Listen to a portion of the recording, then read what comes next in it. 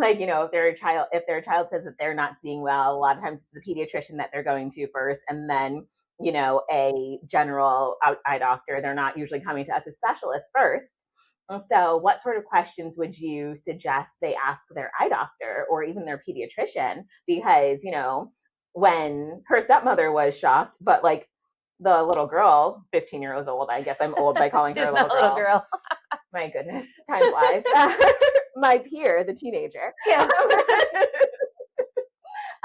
She wasn't shocked that she was seeing double, but she didn't know that that was a thing to even verbalize. And so, what sort of things could those parents ask the eye doctor that they're seeing? Because if she's been going for eye exams her whole life, she has glasses, but she didn't even know what to even ask. So, where should they start with that? If they were going to ask 3 questions, what would you suggest? Ooh, yeah, that's a really good question. And like, I think it boils down to, not all optometrists are going to assess the same things, right? And that's just, across the board. Like, we all graduate from optometry school. We are all trained to see kids and adults and treat XYZ eye diseases. But when you graduate, you kind of pick a passion. And for us, it was pediatrics and vision therapy. So we're just more in tune of doing all the testing that will pick up these issues.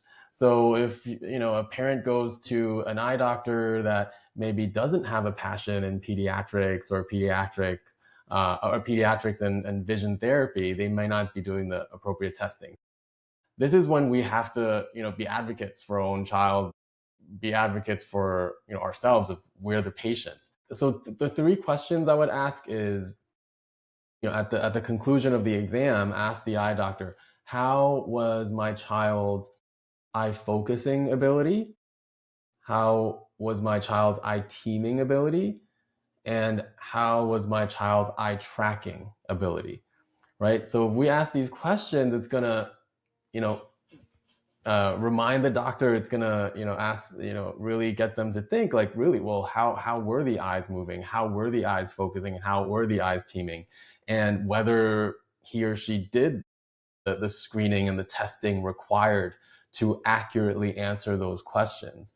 So, and fortunately, if and hopefully, if those tests weren't being done, those 3 questions would be enough to make the proper referrals to a functional optometrist who will dig deeper.